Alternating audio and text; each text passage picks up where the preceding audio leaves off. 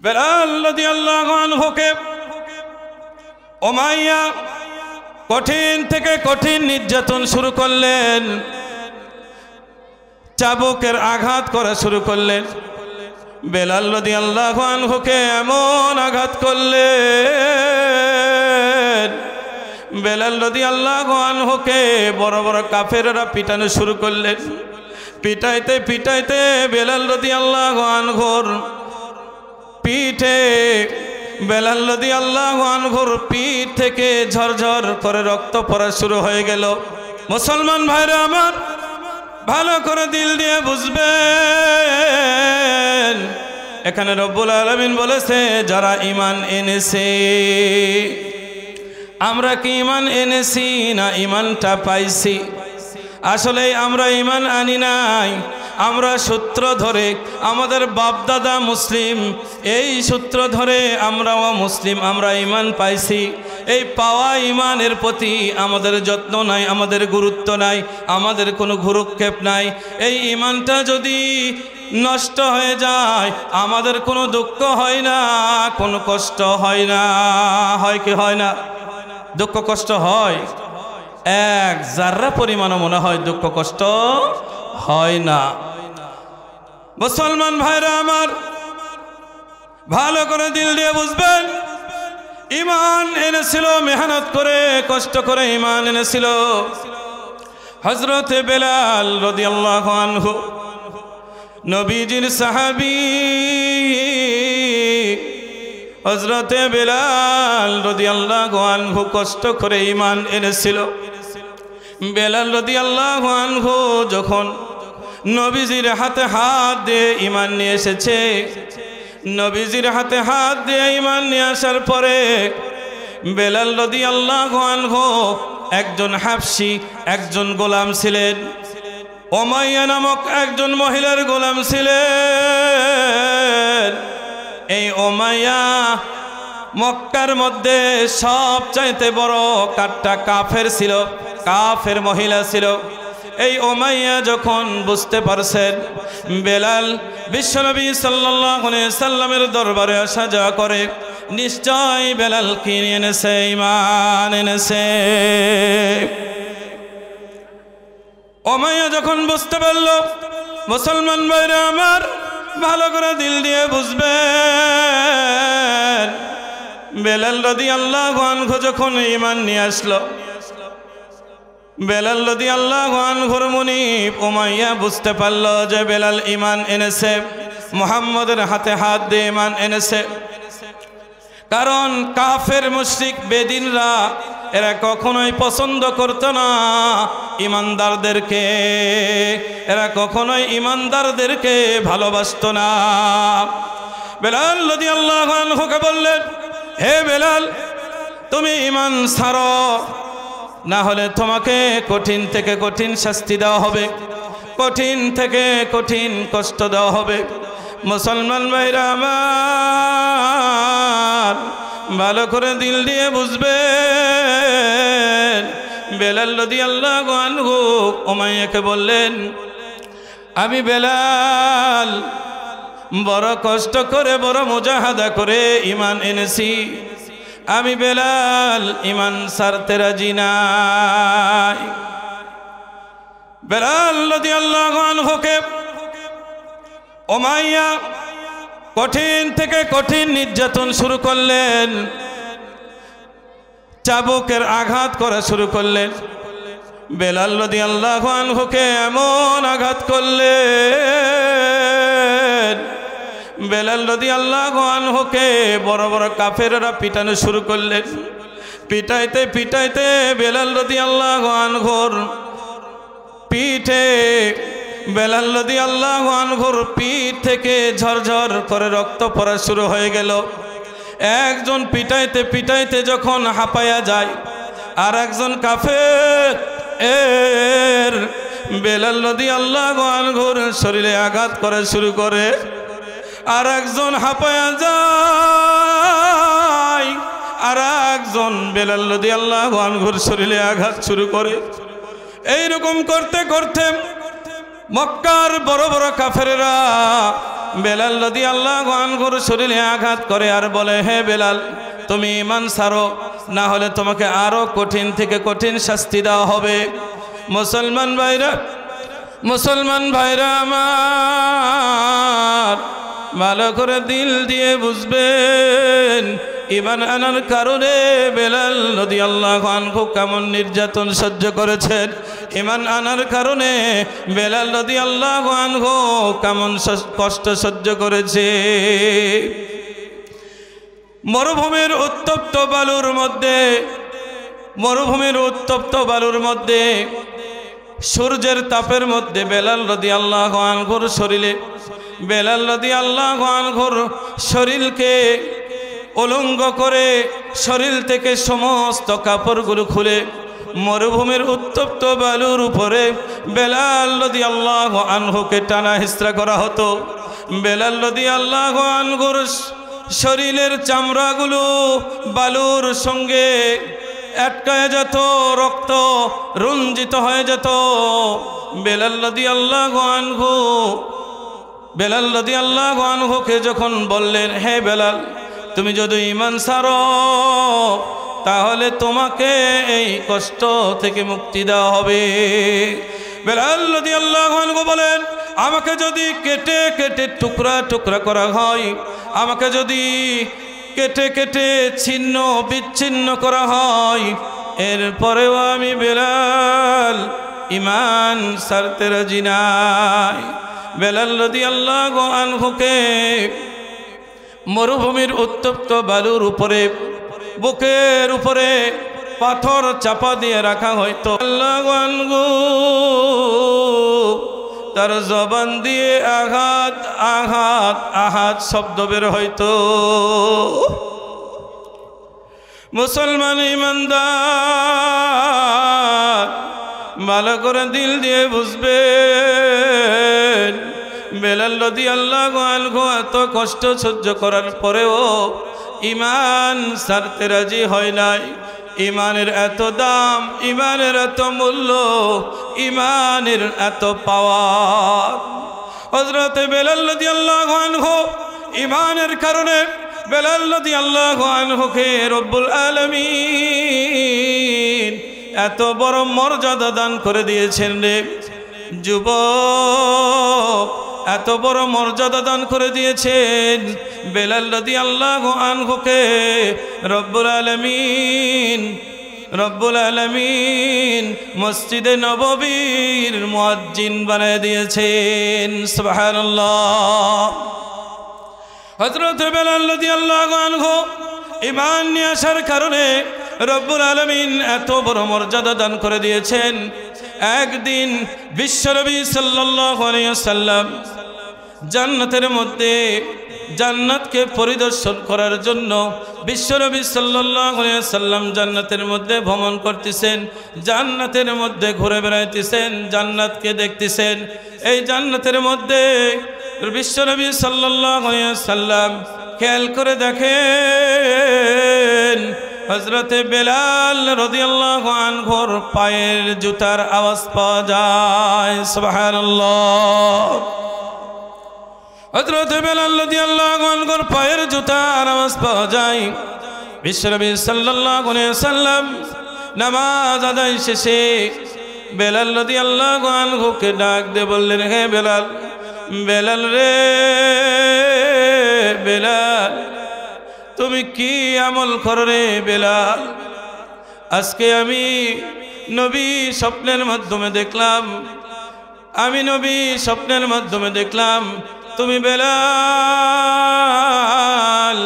জান্নাতের ভিতরে আমি নবীর আগে আগে হেঁটে হেঁটে যাইতেছো। বলো সুবহানাল্লাহ। বেলাল রাদিয়াল্লাহু আনহু একমাত্র ঈমান আনার কারণেই বেলাল রাদিয়াল্লাহু আনহুকে আল্লাহ রাব্বুল আলামিন এত বড় মর্যাদা দিয়ে দিয়েছেন যে বেলাল রাদিয়াল্লাহু আনহু নবীজি সাল্লাল্লাহু আলাইহি ওয়াসাল্লামের সঙ্গে জান্নাতের মধ্যে হাঁটাহাঁটি করতেছে। সুবহানাল্লাহ। মুসলমান ভাইরা আমার, ভালো করে দিল দিয়ে বুঝবেন,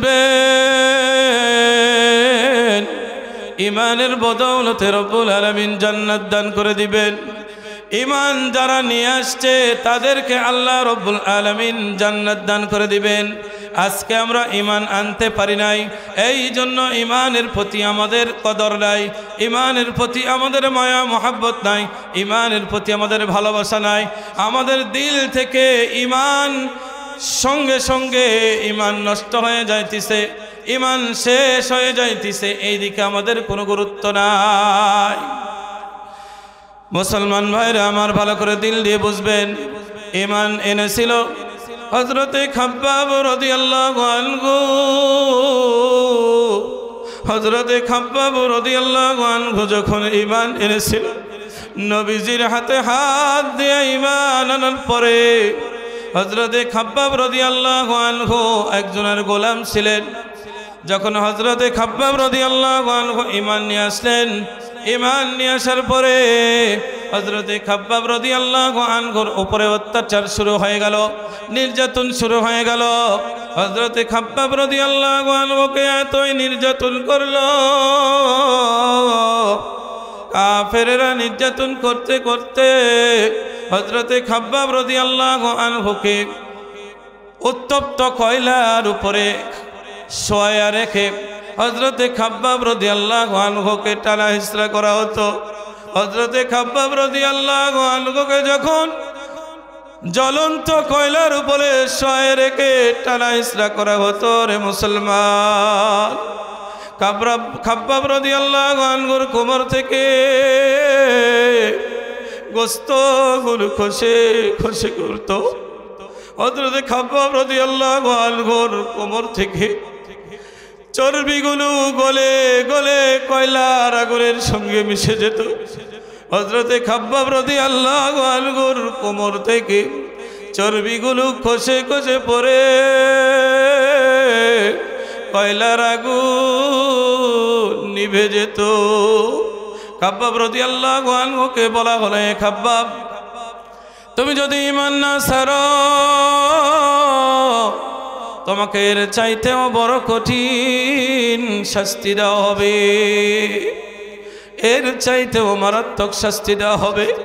হযরতে খাব্বাব রাদিয়াল্লাহু আনহু কাফেরদের কথার জবাবে বলেন, আমি এক জাররা পরিমাণও, এক বিন্দু পরিমাণও ঈমান ছাড়তে রাজি নাই, আমি এক বিন্দু পরিমাণও ঈমান ছাড়তে রাজি নাই। আমি খাব্বাবকে যদি আগুনের মধ্যে জ্বালায়া পুরায়া ছাই করে দাও, আমি খাব্বাবকে যদি জ্বলন্ত আগুনের মধ্যে জ্বালায়া পুরায়া ছাই করে দাও, আমি খাব্বাবকে যদি টুকরো টুকরো করে ফেলে দাও, এরপরেও আমি খাব্বাব ঈমান ছাড়তে রাজি নাই। মুসলমান ভাইরা আমার, ভালো করে দিল দিয়ে বুঝবে, সাহাবায়ে কেরাম রাদিয়াল্লাহু আনহু কষ্ট মুজাহাদা করে ঈমান নিয়ে এসেছিল। ঈমানের পিছনেই শুধু 9 থেকে 13 বছর মেহনত করেছিল। ঈমানদারি بود گردن نگادن انان خود بدست زدادن ইমানের এত দাম, ইমানের এত মূল্য, যে ইমান সাহাবীরা না ছাড়ার কারণে, যে ইমানটা টিকে রাখার কারণে, ধরে রাখার কারণে, কষ্ট মুজাহাদা করার কারণে আল্লাহ রব্বুল আলামিন ঘোষণা করে দিয়েছেন যে আমি আল্লাহ রব্বুল আলামিন ইমানদারদের জন্য জান্নাত তৈরি করে রেখেছি। আমি আল্লাহ রব্বুল আলামিন বেঈমান মুশরিক মুনাফিকদের জন্য জান্নাত তৈরি করিনি। রব্বুল আলামিন ইমানদারদের জন্য জান্নাত তৈরি করে রেখেছে। নবীজির এক সাহাবী, মুসলমান ভাইরা আমার, দিল দিয়ে বুঝবেন ইমানদার, ইমানের কেমন মর্যাদা, ইমানের কেমন দাম। ইমান আনার পরে তারা ইমানকে কত কষ্ট করে মুজাহাদা করে ধরে রেখেছে। এক জাররা পরিমাণও ঈমান থেকে সরে দাঁড়ায়নি। হযরতে আমির বিন ইয়াসির রাদিয়াল্লাহু আনহু নবীজির সাহাবী ছিলেন। নবীজির সাহাবী আমির বিন ইয়াসির রাদিয়াল্লাহু আনহু যখন ঈমান নিয়ে এসেছিল, আমির বিন ইয়াসির রাদিয়াল্লাহু আনহু ঈমান নিয়ে আসার পর আমির বিন ইয়াসির রাদিয়াল্লাহু আনহুকে কাফেররা পাকড়াও করে ফেললো, ধরে ফেললো। ধরে বলতেছে, হে আমির, তুমি ঈমানকে ছেড়ো, ঈমানকে ছেড়ে দাও। যদি ঈমানকে না ছাড়ো রে আমির, তোমাকে বড় কষ্ট দেওয়া হবে, বড় শাস্তি দেওয়া হবে। হযরতে আমির বিন ইয়াসির রাদিয়াল্লাহু আনহুকে কাফেররা হাত বেঁধে ফেললো, দুই পা বেঁধে ফেললো। মুসলমান ভাইরা আমার, ভালো করে দিল দিয়ে বুঝবেন, আমির বিন ইয়াসির রাদিয়াল্লাহু আনহুর দুই হাত যখন বেঁধে ফেললো, হযরতে আমির বিন ইয়াসির রাদিয়াল্লাহু আনহুর সামনে মদিনার মধ্যে সবচাইতে তেজি ঘোড়া ছিল, সোয়ারি ঘোড়া। হযরতে আমির বিন ইয়াসির রাদিয়াল্লাহু আনহুর সামনে দুইটা তেজি ঘোড়া নিয়ে আসা হলো। দুইটা তেজি ঘোড়া নিয়ে আসার পরে আমির বিন ইয়াসির রাদিয়াল্লাহু আনহুকে বলেন, আমির, তুমি যদি ঈমান না ছাড়ো রে আমির, তোমার দুইটা পা তোমার দুইটা ঘোড়ার সঙ্গে বাঁধা হবে। হযরতে আমির বিন ইয়াসির রাদিয়াল্লাহু আনহুর অন্তরের মধ্যে এক জাররা পরিমাণও ভয় আসে নাই, এক জাররা পরিমাণও ভয় করে নাই। কারণ ঈমানী শক্তি, ঈমানী শক্তির এত পাওয়ার, ঈমানী শক্তির এত পাওয়ারের কারণে সাহাবায়ে কেরাম রাদিয়াল্লাহু আনহুর ভিতরে এক জাররা পরিমাণও ভয় আসে নাই। জোরে জোরে বলেন সুবহানাল্লাহ। হযরত আমির বিন ইয়াসির রাদিয়াল্লাহু আনহু তিনার দুইটা পা দুইটা সোয়ারি ঘোড়ার সঙ্গে যখন বেঁধে ফেলে দিলেন, বেঁধে ফেলে আমির বিন ইয়াসির রাদিয়াল্লাহু আনহুকে কাফেররা বললেন, হে আমির, এখনো তোমার কাছে সময় আছে, এখনো তোমার কাছে সময় আছে রে আমির। তুমি যদি ঈমান না ছাড়ো, তোমার দুইটা পা দুই ঘোড়ার সঙ্গে বাঁধা হয়েছে, দুই ঘোড়া দুই দিকে সওয়ার দেওয়া হবে। হযরতে আমির বিন ইয়াসির রাদিয়াল্লাহু আনহু বলেন, হে মদিনা মক্কার কাফেররা, তোমরা শুনে রেখো, আমি আমিরকে তোমরা শুধু সোয়ারি ঘোড়ার সঙ্গে বেঁধে না, তোমরা যদি আমিরকে কেটে কেটে টুকরো টুকরো করো, তোমরা যদি আমিরকে কেটে কেটে টুকরো টুকরো করো, এরপরেও আমি আমির ঈমান ছাড়তে রাজি না। সুবহানাল্লাহ। ঈমানের কেমন পাওয়ার ছিল সাহাবায়ে কেরামদের। সাহাবায়ে কেরামরা শত নির্যাতন, কঠিন কষ্ট, মুজাহাদা সহ্য করেও তিনারা ঈমানকে ধরে রাখছেন, টিকে রাখছেন। ঈমানকে এরকম ভাবে তারা লালন পালন করছেন। আজকে মুসলমান ভাইরা আমার, সামান্য দুনিয়ার লোভে, সামান্য দুনিয়ার মায়া মোহাব্বতের মধ্যে পড়ে আজকে আমাদের ঈমানকে আমরা বিক্রয় করে দিতেছি, আজকে আমাদের ঈমানকে আমরা নষ্ট করে দিতেছি। আজকে সামান্য দুনিয়ার আরাম, আয়ে, সুখ শান্তির কারণে রে মুসলমান আজকে ঈমানকে নষ্ট করে দিতেছি। এই ঈমানের এত দাম, যেই ঈমানদার হইলেই রব্বুল আলামিন জান্নাতুল ফেরদাউস দান করে দিবেন। সুবহানাল্লাহ। মুসলমান ভাইরা আমার, ভালো করে দিল দিয়ে বুঝবেন, ইমানের এত পাওয়ার, ইমানের এত দাম। নবীজির সাহাবী আব্দুল্লাহ জুলবিজাদাইন, নবীজির সাহাবী ছিলেন আব্দুল্লাহ জুলবিজাদাইন। কাফেরদের সন্তান, মুশরিকদের সন্তান আব্দুল্লাহ জুলবিজাদাইন। তার বাবা অনেক আগেই মৃত্যুবরণ করে চলে গেছে। আব্দুল্লাহ জুলবিজাদাইন তার চাচার কাছে লালন পালন হয়েছে। আব্দুল্লাহ জুলবিজাদাইন যখন বুঝতে শিখলেন, জানতে শিখলেন,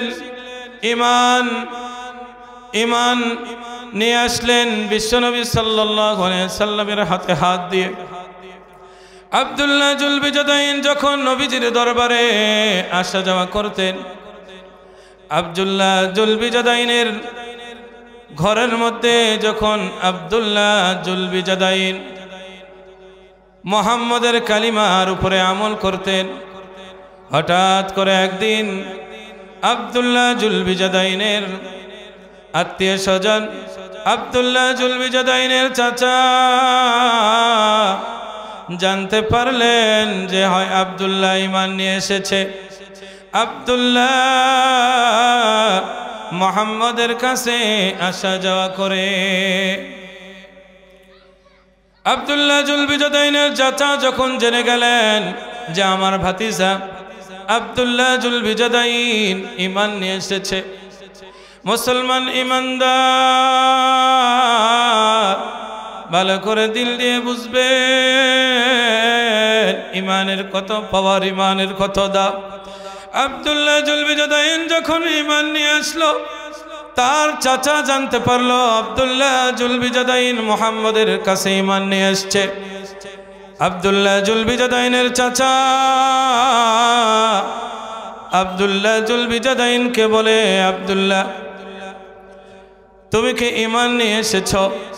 এই আব্দুল্লাহ যখন কাফের ছিল তার নাম ছিল জুলবিজাদাইন, কিন্তু নবীজির কাছে আসা যাওয়ার কারণে, ঈমান আনার কারণে নবীজি তার নামটা পাল্টায় দিয়ে রেখেছিলেন আব্দুল্লাহ। জোরে জোরে বলেন সুবহানাল্লাহ।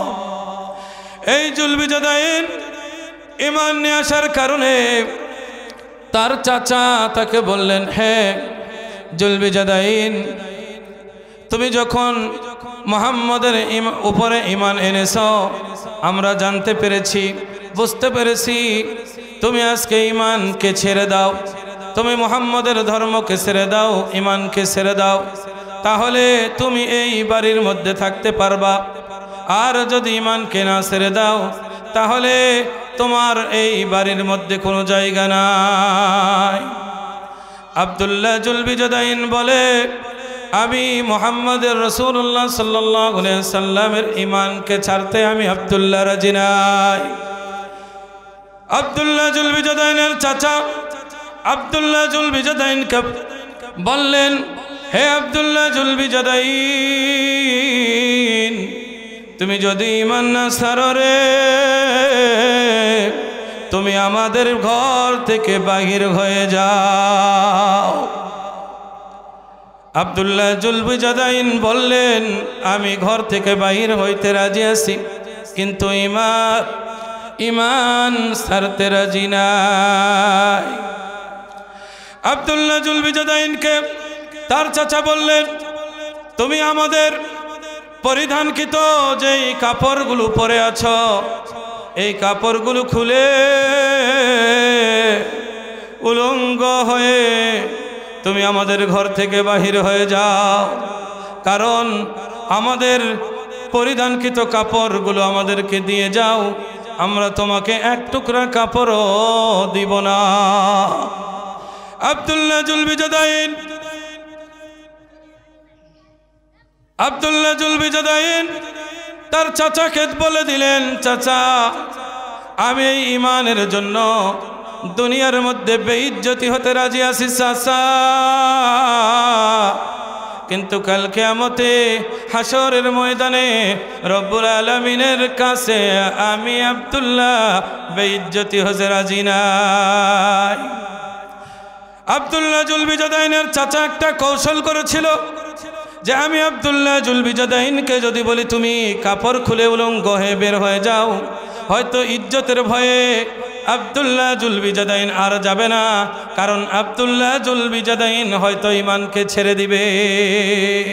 কিন্তু না না না, আব্দুল্লাহ জুলবিজাদাইন তার শরীর থেকে সমস্ত কাপড়গুলো খুলে দিলেন, খুলে তার চাচাকে দিয়ে দিলেন। বলে চাচা গো,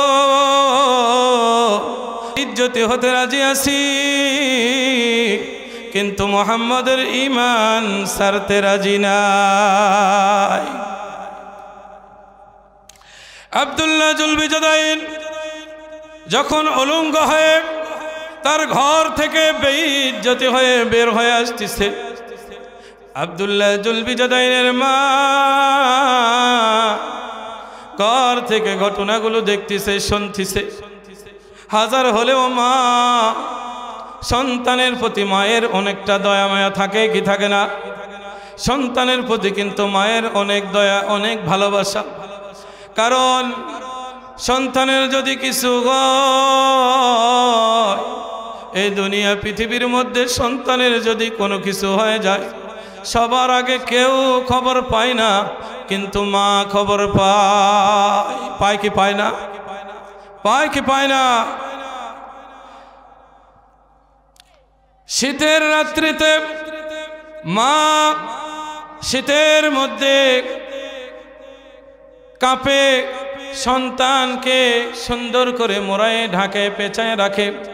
কারণ মায়ের গায়ে যদিও শীত লাগে, মায়ের কোনো কষ্ট হয় না, কিন্তু সন্তানের গায়ে যদি সামান্য পরিমাণ শীত লাগে, মায়ের বড় কষ্ট হয় কি হয় না? প্রচন্ড শীতের রাত্রি আব্দুল্লাহ জুলবিজাদাইনের মা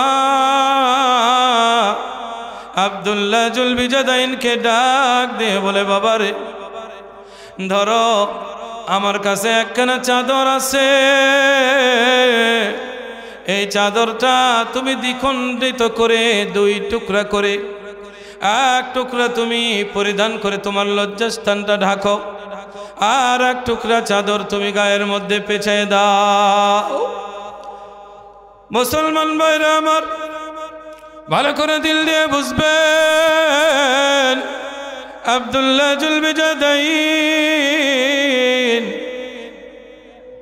চাদরটা হাতে নিয়ে এক টুকরা পরিধান করলেন, আর এক টুকরা চাদর তার শরীরের মধ্যে পেঁচায় রাখলেন। আব্দুল্লাহ জুলবিজাদাইন গভীর রাত্রিতে, শীতের রাত্রি, কনকনা শীত, চতুর্দিকে শুধু ঠান্ডা হাওয়া বাতাস। আব্দুল্লাহ জুলবিজাদাইন একমাত্র নবীজির মহাব্বতে, আল্লাহর মহাব্বতে ঈমানকে না ছেড়ে দিয়ে আব্দুল্লাহ জুলবিজাদাইন দৌড় দিয়ে মদিনার দিকে রওনা দিলেন। মদিনার দিকে দৌড়াইতেছে দৌড়াইতেছে দৌড়াইতেছে। গভীর রাত্রি আব্দুল্লাহ জুলবিজাদাইন নবীজি সাল্লাল্লাহু আলাইহি সাল্লামের হুজরার সামনে গিয়ে আব্দুল্লাহ জুলবিজাদাইন দাঁড়ায় গেলেন। আব্দুল্লাহ জুলবিজাদাইন নবীজির হুজরার সামনে দাঁড়ায় গভীর রাত্রিতে প্রচন্ড শীতের মধ্যে থরথর থরথর থরথর করে কাঁপতেছে। নবীজির হুজরার সামনে দাঁড়ায় আছে, নবীজিকে ডাক দিতেছে না। এত গভীর রাত্রি নবীজিকে যদি ডাক দেই, হয়তো দয়ার নবী, মায়ার নবী হয়তো কোনো কষ্ট পাবে। নবীজিকে কষ্ট না দেওয়ার কারণে আব্দুল্লাহ জুলবিজাদাইন নবীজিকে ডাক দেয় না। হঠাৎ করে আবার দয়ার নবী, মায়ের নবী হযরতে মুহাম্মদুর রাসূলুল্লাহ সাল্লাল্লাহু আলাইহি সাল্লাম তার হুজরা থেকে বের হলেন। হুজরা থেকে বের হলেন তাহাজ্জুদের নামাজ আদায় করার জন্য, ওযু করার জন্য হুজরা থেকে বের হলেন। হুজরা থেকে বের হয়ে দেখে মুসলমান যুবক ভাইরা আমার, ভালো করে দিল দিয়ে বুঝবেন, কথাগুলো দিল দিয়ে বুঝবেন রে। বিশ্বনবী সাল্লাল্লাহু আলাইহি ওয়াসাল্লাম হুজরা থেকে বের হয়ে দেখে একজন ব্যক্তি পরনে তার ছোট্ট একটা কাপড়, গায়ের মধ্যে ছোট্ট একটা চাদর, থরথর থরথর করে কাঁপতেছে। বিশ্বনবী সাল্লাল্লাহু আলাইহি ওয়াসাল্লাম ডাক দিয়ে বলে, হে যুবক, কে তুমি, কে তুমি? বলে, ইয়া রাসূলুল্লাহ, ইয়া হাবিবাল্লাহ, নবী গো, আপনি আমাকে চিনতে পারেন নাই? আমি ওই সাহাবী, যেই সাহাবী কিছুদিন আগে আমি আপনার দরবারে বারবার আসতাম যাইতাম। বিশ্বনবী সাল্লাল্লাহু আলাইহি ওয়াসাল্লাম বলেন, হ্যাঁ আমি তোমাকে চিনতে পেরেছি। তুমি তো অতি ধনী পরিবারের একজন সন্তান।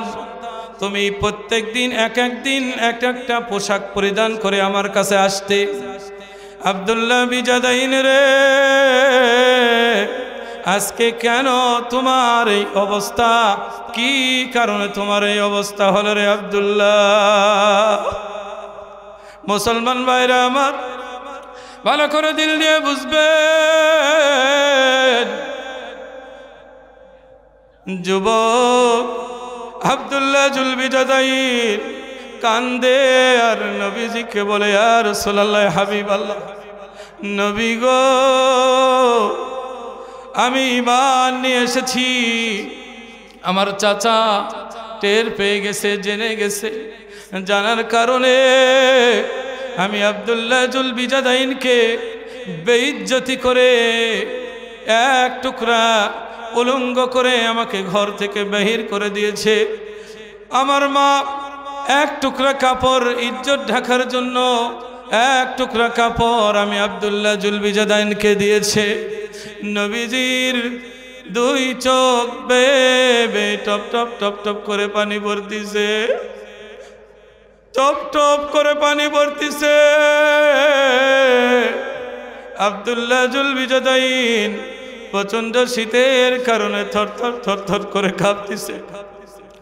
দয়ার নবী, মায়ের নবী, বিশ্বনবী সাল্লাল্লাহু আলাইহি ওয়াসাল্লাম আব্দুল্লাহ জুলবিজাদাইনের ঘটনা শোনার পরে নবীজি সাল্লাল্লাহু আলাইহি ওয়াসাল্লাম দৌড় দিয়ে হুজরার ভিতরে প্রবেশ করলে। মুসলমান ভাইরা আমার, ভালো করে দিল দিয়ে বুঝবেন। আব্দুল্লাহ জুলবিজাদাইন ঈমান আনার কারণে কি পরিমাণ কষ্ট মুজাহাদা করেছে। নবীজি আমার দৌড় দিয়ে হুজরার ভিতরে ঢুকলেন। হুজরার ভিতরে ঢোকার পরে নবীজির পরিধানকৃত দুইটা কাপড়, নবীজির পরিধানকৃত দুইটা কাপড় হাতে নিলেন। নবীজির পরিধানকৃত দুইটা কাপড় হাতে নিয়ে আব্দুল্লাহ জুলবিজাদাইনের কাছে হাজির হয়ে গেল।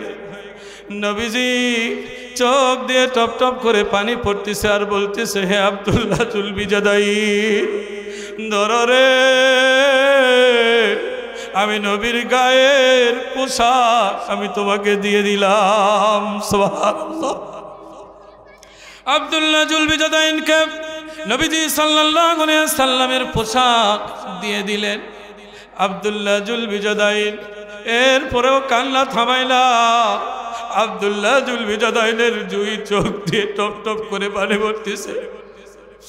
নবীজি সাল্লাল্লাহু আলাইহি ওয়াসাল্লাম আব্দুল্লাহ জুলবিজাদাইনকে ডাক দিয়ে বলে, আব্দুল্লাহ জুলবিজাদাইন রে, তুমি বড় কষ্ট করেছ রে,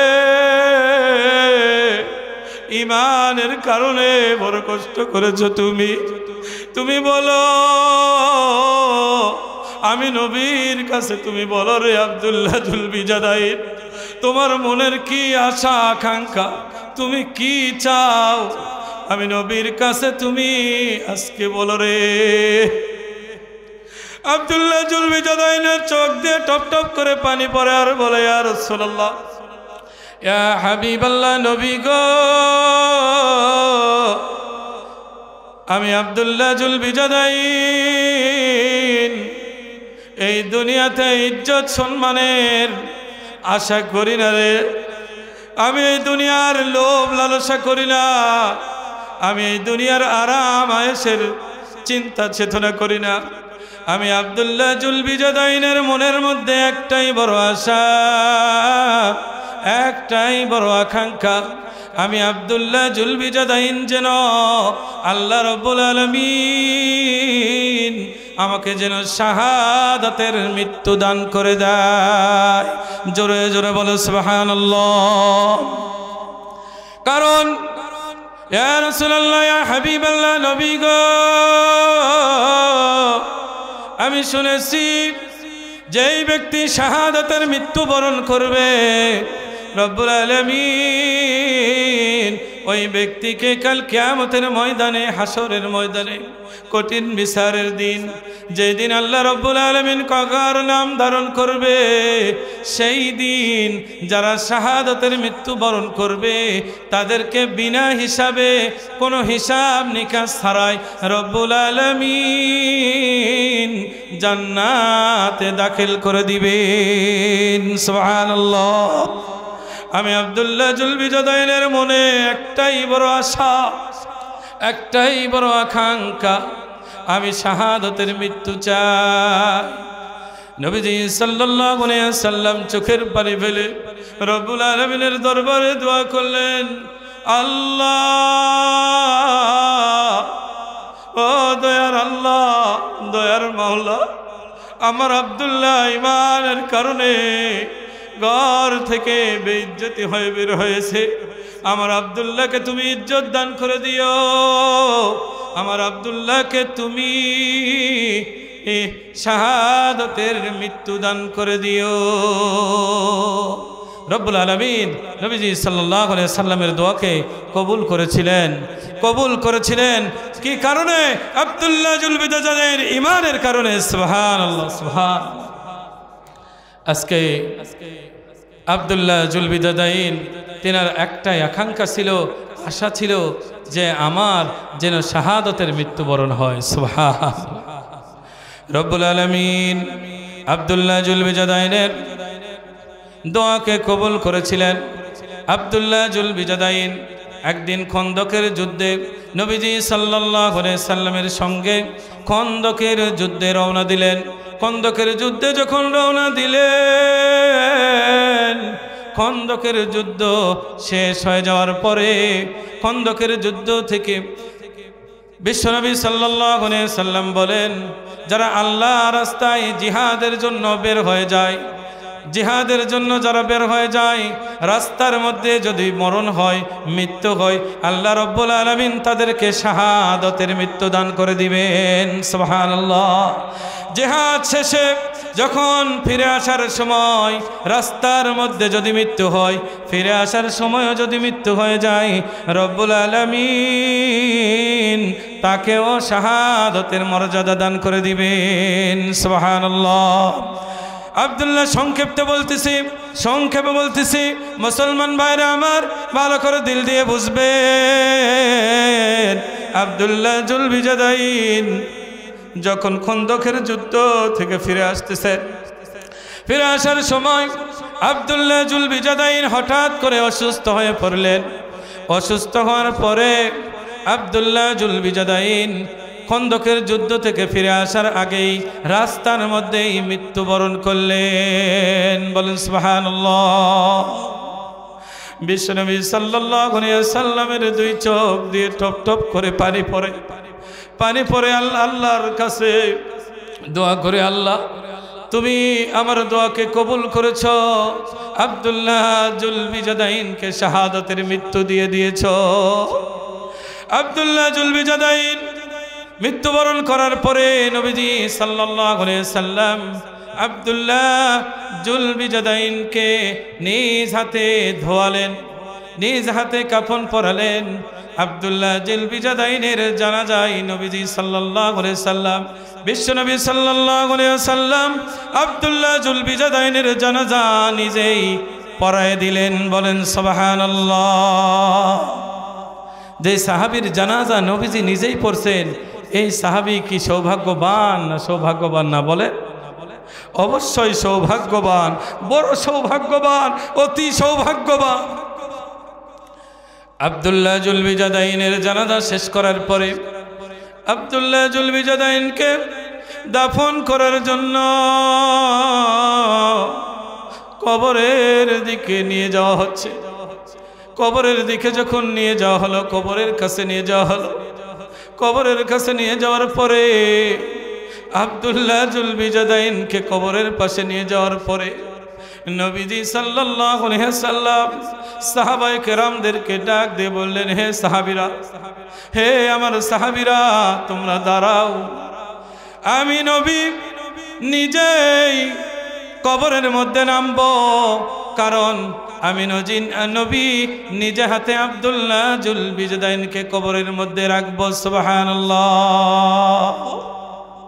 নবীজি সাল্লাল্লাহু আলাইহি ওয়াসাল্লাম আব্দুল্লাহ জুলবিজাদাইনকে নবীজি সাল্লাল্লাহু আলাইহি ওয়াসাল্লাম কবরে নামলেন। নামার পরে আবু বকর, ওমর, আলী রাদিয়াল্লাহু আনহুকে বললেন, তোমরা আমার হাতে আব্দুল্লাহ জুলবিজাদাইনের লাশটা আমার হাতে দিয়ে দাও। নবীজি সাল্লাল্লাহু আলাইহি ওয়াসাল্লাম আব্দুল্লাহ জুলবিজাদাইনকে কবরের মধ্যে নিজ হাতে রাখলেন। তৎকালীন সাহাবী ছিলেন হযরতে আবু সাঈদ খুদরি রাদিয়াল্লাহু আনহু। তিনি অনেক বড় সাহাবী ছিলেন, মুহাদ্দিস ছিলেন। সাহাবী যখন দেখলেন নবীজি সাল্লাল্লাহু আলাইহি ওয়াসাল্লাম নিজ হাতে আব্দুল্লাহ জুলবিজাদাইনকে কবরে নামাইতেছে, সাহাবীদের চোখ দিয়ে টপ টপ টপ টপ করে পানি পড়তেছে। আর সাহাবীরা মনে মনে চিন্তা করতেছে, হায় রে আব্দুল্লাহ জুলবিজাদাইন, তোমার সৌভাগ্য কত ভালো, তোমার ভাগ্যটা কত ভালো রে। আমার নবী নিজে হাতে তোমাকে কবরে নামাইতেছে। সুবহানাল্লাহ। আজকে আমি আবু সাঈদ খুদরিকে যদি নবীজি কবরের মধ্যে নামাইতো, আমার সৌভাগ্য ভালো হয়ে যাইতো। মুসলমান ইমানদার, মুসলমান ইমানদার আল্লাহর গোলাম, ভালো করে দিল দিয়ে বুঝবেন, ইমানের কারণে, ইমান না সারার কারণে রব্বুল আলামিন আব্দুল্লাহ জুলবিজাদাইনকে এই পরিমাণ মর্যাদা দান করে দিয়েছেন। সুবহানাল্লাহ।